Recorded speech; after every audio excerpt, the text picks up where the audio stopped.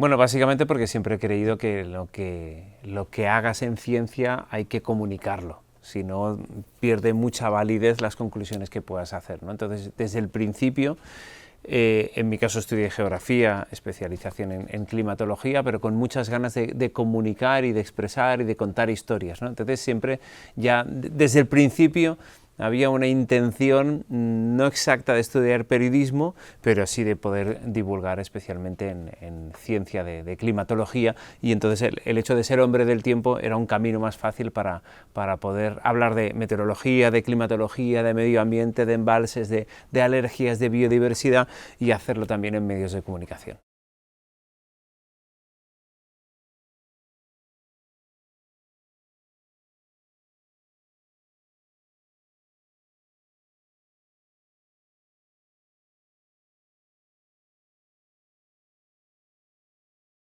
Mira, yo creo que cualquier conclusión científica tenemos que ser capaces de hacerla llegar a la sociedad.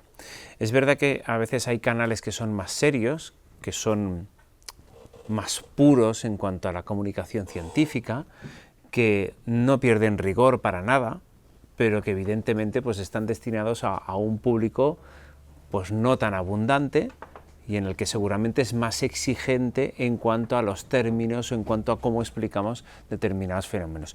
Yo creo que la ventaja de la Corporación de Radio y Televisión Española es que encontramos espacios que abarcan desde este extremo en el que hablamos de ciencia pura, en el que, por ejemplo, tenemos programas como El Escarabajo Verde, en el que hablamos de medio ambiente desde una perspectiva más tradicional, podríamos decirlo así, en el que se explica ciencia de verdad y de una forma intensa, y intentando desgranar todo lo que ocurre, pero también es verdad que tenemos que conseguir hablar de medio ambiente y hacerlo para toda la sociedad, para los más mayores, para los más pequeños, y hacerlo además desde una perspectiva de entretenimiento, que es el gran objetivo que tiene aquí la Tierra, es hablar de medio ambiente, de naturaleza, de meteorología, de climatología, pero hacerlo desde una perspectiva del entretenimiento, porque yo creo que es una de las grandes suertes que hemos tenido, que era creer que se podía hacer.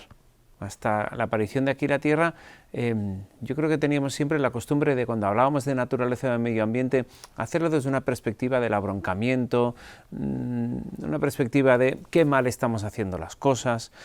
Pero uno de los objetivos de este programa, o al menos en este caso de Aquí la Tierra, o de las participaciones que hago en Radio Nacional, al escribir en prensa, es un poco el sensibilizar, el tener una relación afectiva más estrecha con la naturaleza, y teniendo esa relación afectiva más estrecha nos será más fácil entender qué es lo que queremos proteger.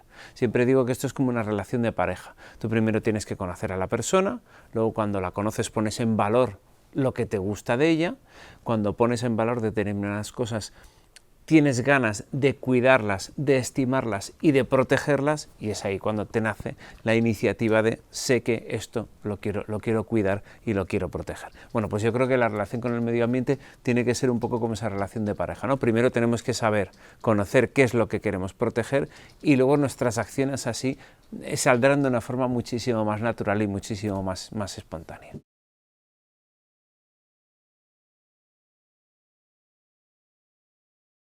Si por eficaz entendemos que es llegar al máximo número de personas posible, pues creo que la perspectiva del entretenimiento o del positivismo a la hora de hablar de medio ambiente creo que es fundamental. Creo que ninguno de nosotros es capaz de soportar que todo el día le estén abroncando sobre lo mal que hacen las cosas, o que le estén haciendo llegar noticias negativas respecto al medio ambiente, porque lamentablemente, si tenemos que hablar del impacto de la especie humana en el medio ambiente, el 99% de las noticias son negativas. Es decir, que si queremos ser objetivos en este aspecto, vamos a caer en un mensaje que puede ser cansino para el gran público. Entonces, por eso creemos que hay que darle la vuelta, hay que afrontarlo desde una perspectiva positiva a través de la sensibilización, y yo creo que en estos momentos hay un cambio, que es el hecho de querer enseñar a la sociedad cuáles son los caminos posibles que nos van a llevar a un futuro mejor. a un futuro en el que la sociedad o la especie humana sea más respetuosa con el medio ambiente, en el que reduzca su huella ecológica, en el que sea menos agresivo, que es un poco lo que la sociedad nos está demandando ahora, y una especie de ecoansiedad, porque todos sabemos lo mal que lo estamos haciendo, pero muchas veces no sabemos cuáles son los caminos correctos para hacerlo mejor.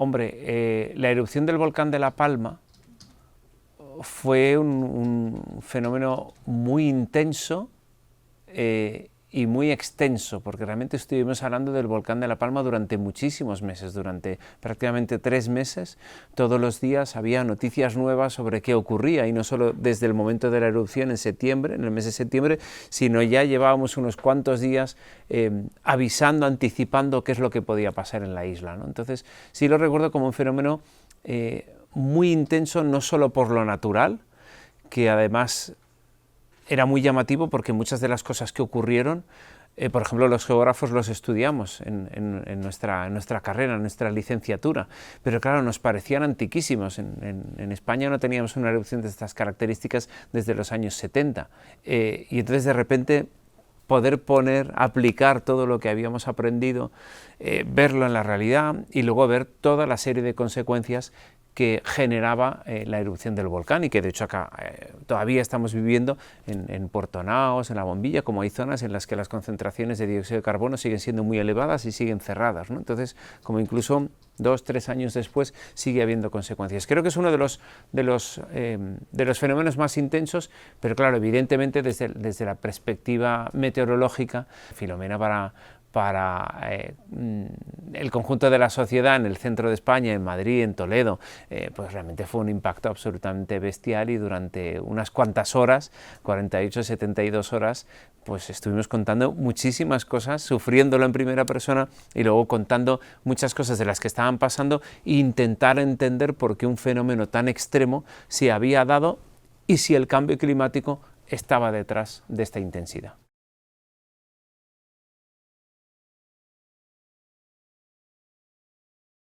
Pues mira, te diría, en información estamos bastante cubiertos.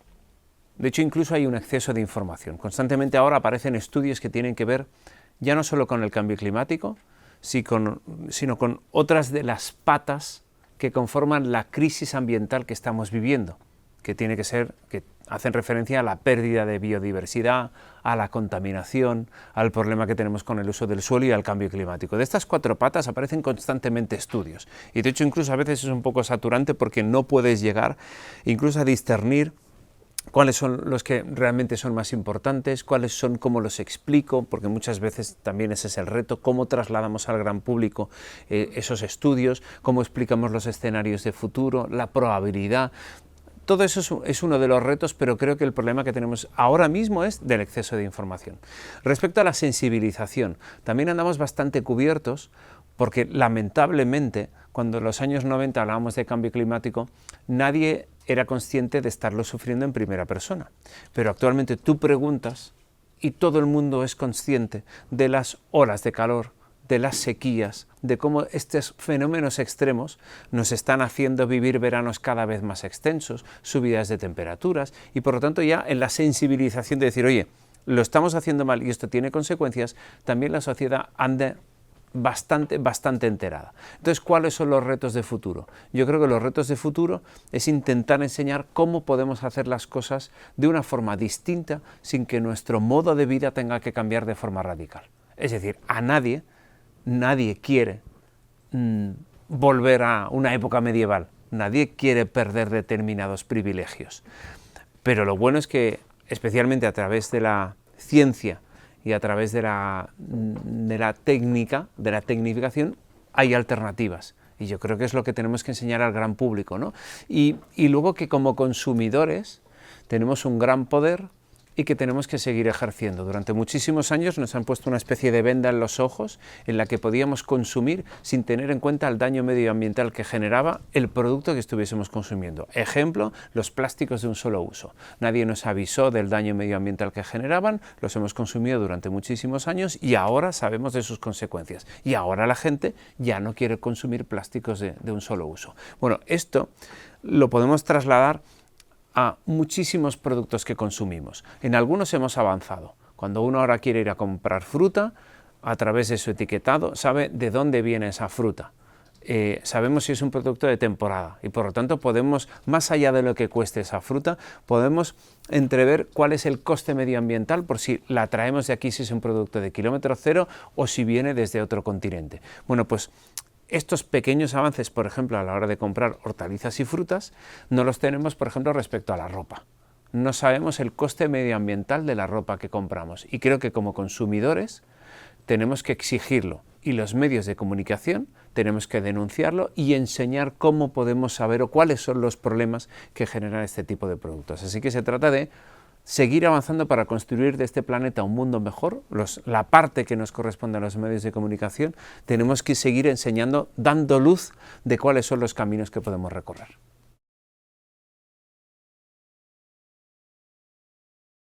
Bueno, es fácil porque, por ejemplo, en este caso, el trabajo que hago en Aquí la Tierra, como director y presentador, es un trabajo que se renueva todos los días. Una vez el programa se acaba y hay que pensar en el del día siguiente, hay que buscar una imagen de saludo, hay que buscar imágenes para alimentar la ronda, hay que buscar imágenes del animalito, del internacional, hay que prepararse la previsión, hay que ver qué es lo que pasa, lo que ha pasado. Por lo tanto, es un trabajo que casi todos los días empieza de cero. Para mí es un enorme placer el poder además haciendo lo mismo, utilizar diferentes registros. No es lo mismo el tipo de lenguaje que utilizamos en Aquí la Tierra al tipo de lenguaje que pueda utilizar en Radio Nacional, ni el que hago en prensa escrita, ni el que hago cuando doy una charla, sea una empresa, sea un centro escolar o sea una asociación de vecinos. Entonces también es el gran placer el, teniendo la información, adaptarla a esos diferentes registros. Y luego que realmente es el reto de encontrarte con situaciones nuevas muchas veces, conocer a muchísima gente interesante. El hecho de, por ejemplo, poder hacer entrevistas a personajes del mundo del medio ambiente, pues me ha permitido recibir historias muy inspiradoras, conocer a personas que hacen cosas muy interesantes y que de hecho te enseñan a que, bueno, pues se pueden hacer las cosas de una forma distinta, que ellos lo han hecho y que lo hacen con mucha pasión y con mucha vocación, ¿no? Así que eso también te retroalimenta.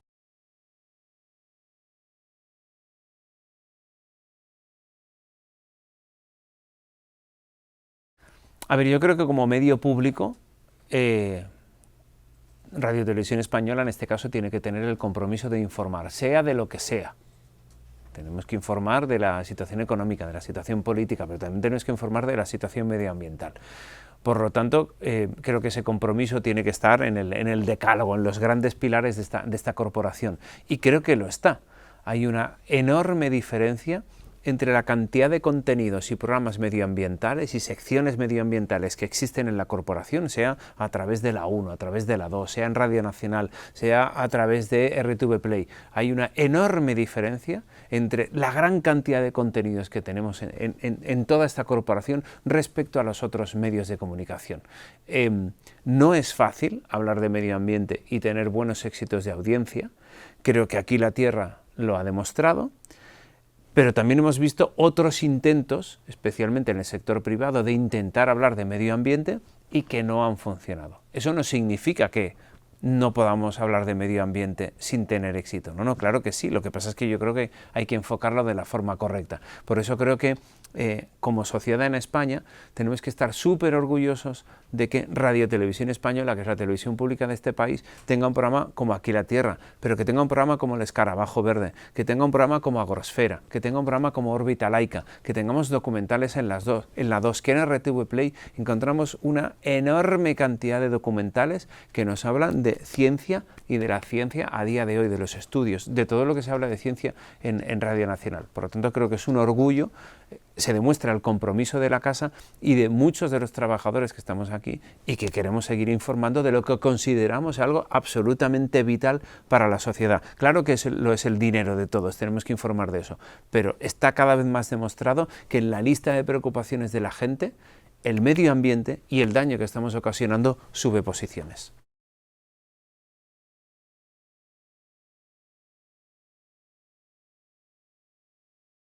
Sí, ha cambiado muchísimo, pero muchísimo. Mira, fíjate, yo te diría, a finales de los años 90, por ejemplo, cuando en mi caso a mí me hablaban de cambio climático en la universidad, pero no era un mensaje que estaba trasladado a la sociedad, hasta que Al Gore publicó aquel documental, Una verdad incómoda, ahí lo empezamos a trasladar a la sociedad. Pero, por ejemplo, yo cuando empecé mi carrera profesional, que era hombre del tiempo, los hombres del tiempo solo hablábamos del tiempo. Teníamos nuestro espacio, más o menos, pero solo hablábamos del tiempo. De repente empezamos a hablar también de clima.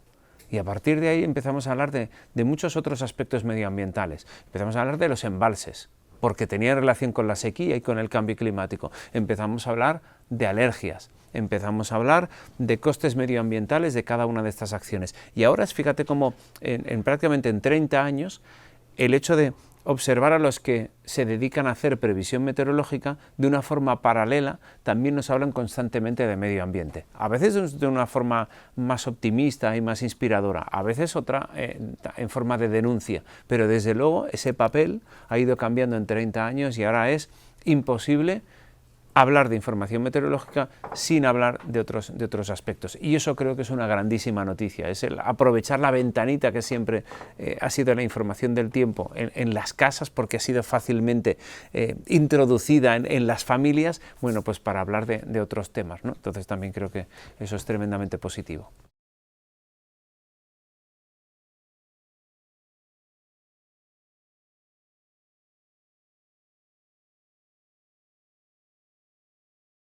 Bueno, la clave es que es ser riguroso.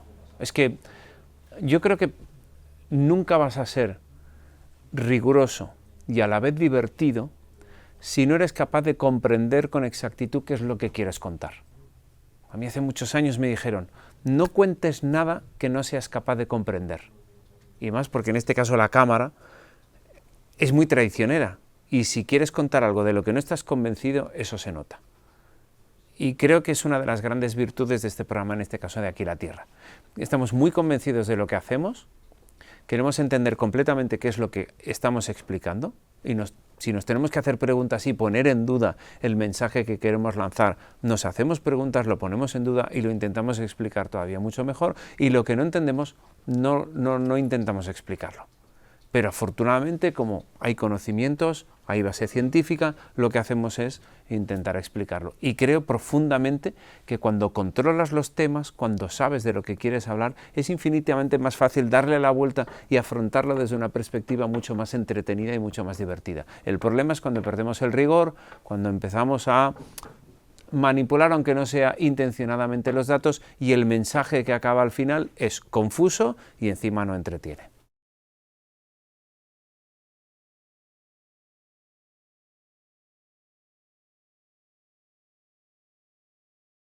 Pues mira, fíjate, yo creo que tiene un poco que ver con lo que decíamos antes, los niños que a día de hoy tienen una oferta en contenidos audiovisuales tremenda, porque ya no solo se trata de ver la tele, sino que a través de plataformas, a través de internet, de sus móviles, tienen la capacidad de ver 1000 tipos de contenidos posibles. Por suerte, y todavía es algo que incluso en el equipo nos lo preguntamos, y decimos, ¿pero cómo puede ser? ¿Qué estaremos haciendo para que nos vean tantos niños? La cosa es que nos ven y disfrutan del programa y son muy fans del programa. Creo que eso es un gran tesoro e intentamos potenciarlo. La publicación del libro de las adivinanzas, las 100 mejores adivinanzas de Aquí la Tierra, es trasladar en papel una sección que elaboramos en el programa desde hace muchos años, que va todos los viernes y que pretende hacer jugar a la gente en casa y hacer jugar en familia. Como la sección dura muy poquito, pensamos que era una buena idea el plasmarlo en papel y que incluso, oye, la familia en el coche, en vez de a veces de estar distraídos con tablets y móviles, pues que con el libro se puede jugar y puede jugar todo el mundo y es divertido, siempre con contenidos que tengan que ver con el medio ambiente. Luego es verdad que dentro del programa hay contenidos que están un poquito más destinados a los niños, que lo pueden disfrutar los demás componentes de la familia, pero es verdad que nuestro animalito, como llamamos, muchas veces está destinado para que lo disfruten los niños.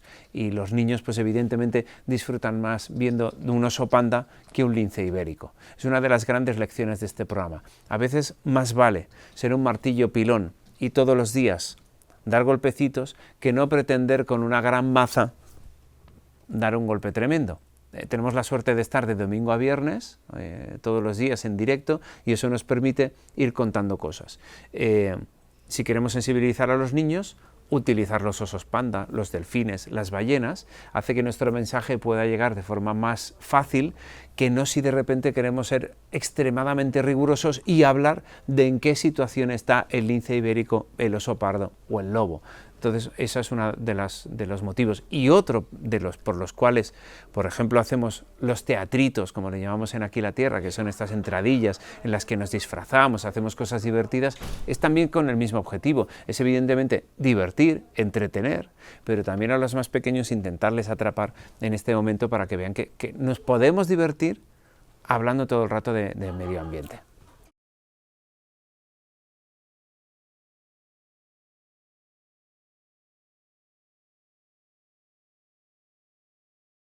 Formatos es difícil, porque en esos momentos tenemos tantas formas de contar lo que ocurre. Evidentemente está el sistema más tradicional como es la televisión, tenemos la radio, tenemos la prensa escrita, pero a través de redes sociales es el gran descubrimiento que vamos haciendo cada día, ¿no? Cómo podemos hablar de medio ambiente a través de las redes sociales.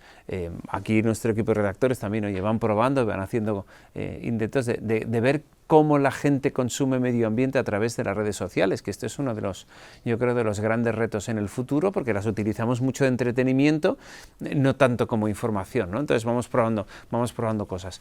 Independientemente de la plataforma que utilicemos para enseñar estos contenidos, y en relación a lo que te contaba hace un momento, creo que el gran reto y el gran objetivo de los próximos años tiene que ser qué hacemos con todo el grandísimo volumen de información, el Big Data de meteorología y de climatología y de información medioambiental que tenemos constantemente. ¿Cuántos estudios se publican todos los días de cambio climático? ¿Cuántos estudios de la pérdida de biodiversidad? ¿Cuántos estudios de la contaminación? Hay infinidad y tenemos que aprender a discernir cuáles son los que son realmente importantes, cuáles son los que podemos trasladar a la sociedad, cómo el mensaje puede ser más fácilmente entendible. Y yo creo que este es uno de los grandes retos de todo ese volumen de información, discernir, trasladarlo al gran público y hacerlo de una forma comprensible. Y es verdad que no es fácil porque a medida que la ciencia avanza, también introducimos mensajes que son más difíciles de comprender.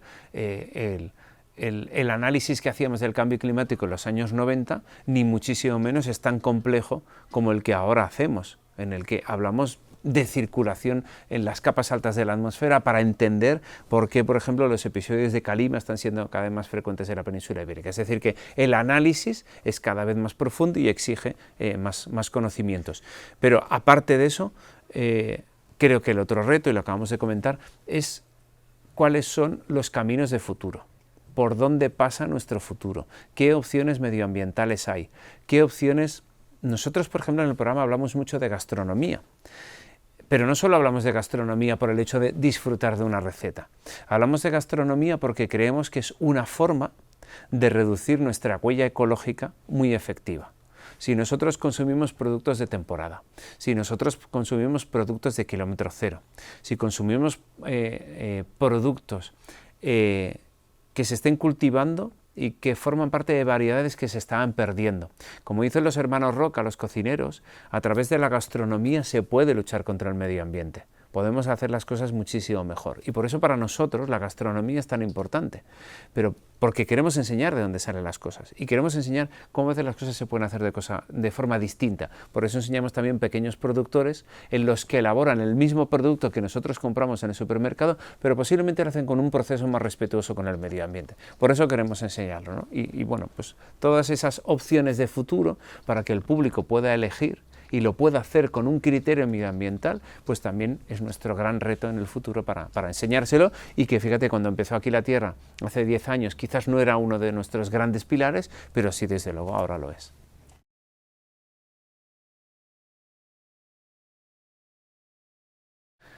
Es un orgullo enorme, bestial, mastodóntico, porque además durante muchos años he vivido, he conocido y he podido hablar con muchos de los ganadores de los premios que la Fundación BBVA ha otorgado a nivel medioambiental, porque muchos de ellos han supuesto entrevistados a los que he podido hablar con ellos en Radio Nacional, a los que he podido hacer artículos para prensa escrita, algunos de ellos hemos contado sus historias en Aquí la Tierra. Entonces, siempre ha sido una fuente de inspiración tan grande, algo tan admirable ver que había gente, que algunos sí que conocía porque forman parte de nuestro entorno al trabajar en medios de comunicación y trabajar en este aspecto medioambiental, pero claro, había otras historias que forman parte de otros continentes, como uno de los premiados este año del Parque Nacional de Mozambique. Son historias inspiradoras, son de las que valen la pena. Entonces, poder pertenecer a esta constelación de gente que está haciendo cosas en lo efectivo, pero de gente que está haciendo cosas que inspiran a los demás, es un súper orgullo para mí, y me invita a seguir trabajando, a seguir peleando y a seguir ilusionándome en que lo que estamos haciendo, y especialmente a través de la radio y de la televisión pública, pues que vale la pena, y que si los chavalines que ahora crecen, pues oye, crecen un poquito mejor, más sensibilizados y hacen las cosas un poquito distintas, pues desde luego esto habrá valido la pena.